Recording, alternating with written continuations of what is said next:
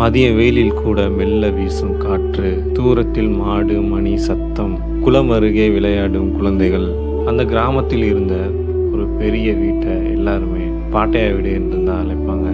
ஒரு காலத்தில் அந்த வீடு சிரிப்பாலும் உறவுகளாலும் நிறைந்திருந்தது. ஆனால் காலம் மாறிய பின் ஒவ்வொருவரும் தனித்தனியாக நகரங்களுக்கு சென்று விட்டார்கள். வீட்டில் இப்போது இருந்தது வயதான பாட்டையா தாத்தாவும் அவரது மனைவி லட்சுமி பாட்டியும் மட்டுமே. மே மாத கோடையில் ஒரு நாள் தாத்தாவுக்கு ஒரு செய்தி வந்துச்சு. இந்த வருடம் எல்லா பேரன்களும் பேத்திகளும் கிராமத்துக்கு வராங்கன்ற செய்தி தான்.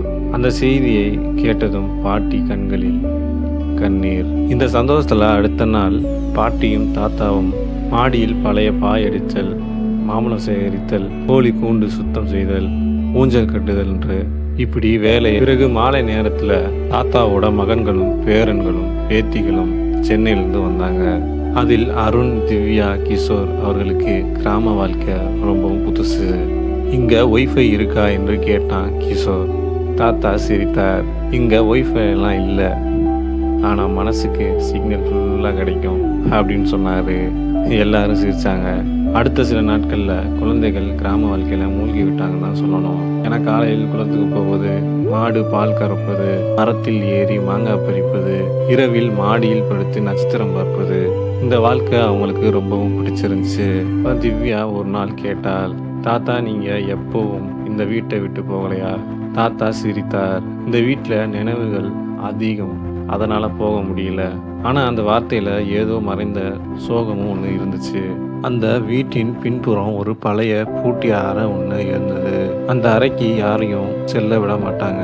ஒரு நாள் அருண், திவ்யா, கிஷோர் அந்த அறை பக்கமா போனாங்க. இந்த ரூம்ல என்ன இருக்குன்னு பாட்டிக்கிட்ட அருணும் கிஷோரும் கேட்டாங்க.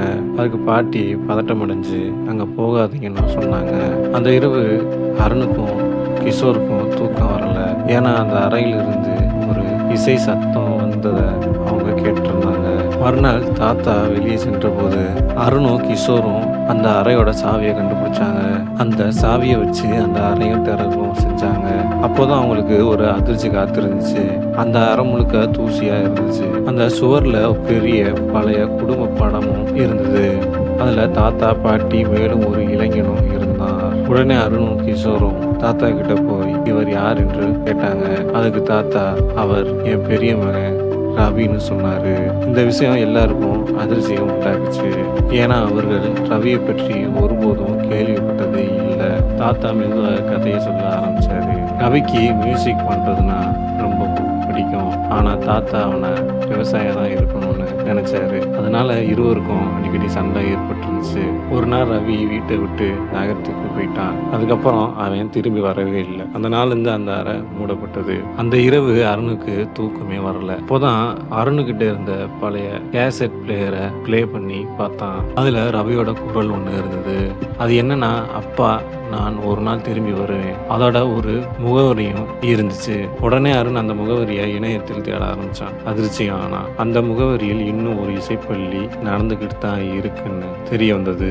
மேலும் அதை நடத்துபவர் ரவிசங்கர் என்று இருந்ததை அருண் பார்த்தான். இந்த விஷயத்த அருண் எல்லாத்துக்கிட்டையும் போய் சொன்னான்.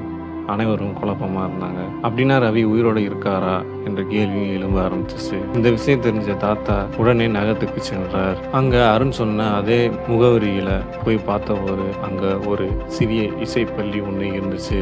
உள்ள குழந்தைகளுக்கு இசை கற்றுக் கொடுத்து கொண்டிருந்தவர் யாருன்னு பார்த்தா ரவி, அதாவது அவருடைய மகன். 30 வருடம் கழிச்சு ரவி அப்பாவை பார்த்தவுடன் ரவி கண்களில் கண்ணீர். அப்ப ரவி சொன்னார், நான் போன நாளை திரும்பணும் என்று நினைச்சேன் அப்பா, ஆனா ஈகோ விடல. தாத்தா அழுதார். நானும் அதே தவறு செஞ்சேன் அப்படின்னு சொன்னாரு.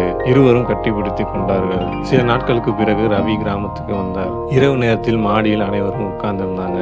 ரவி ஹார்மோனியம் வாசிச்சார். அப்பதான் லட்சுமி பாட்டி சொன்னாங்க, கோடை வெயில் எவ்வளவு கடினமா இருந்தாலும் மாலை காற்று வந்தா மனசை குளிர்ந்துரும். உறவுகளும் அப்படித்தான். இந்த கதையோட மெசேஜ் என்னன்னா, அருணுக்கும் கிஷோருக்கும் திவ்யாக்கும் ஈகோ உறவுகளை உடைக்கும் என்ற ஒரு பாடத்தை கற்றுக் கொடுத்துச்சு. அதே போல் இந்த கோடை நினைவுகள் வாழ்நாள் முழுக்க அவங்களுக்கு இருக்கும்.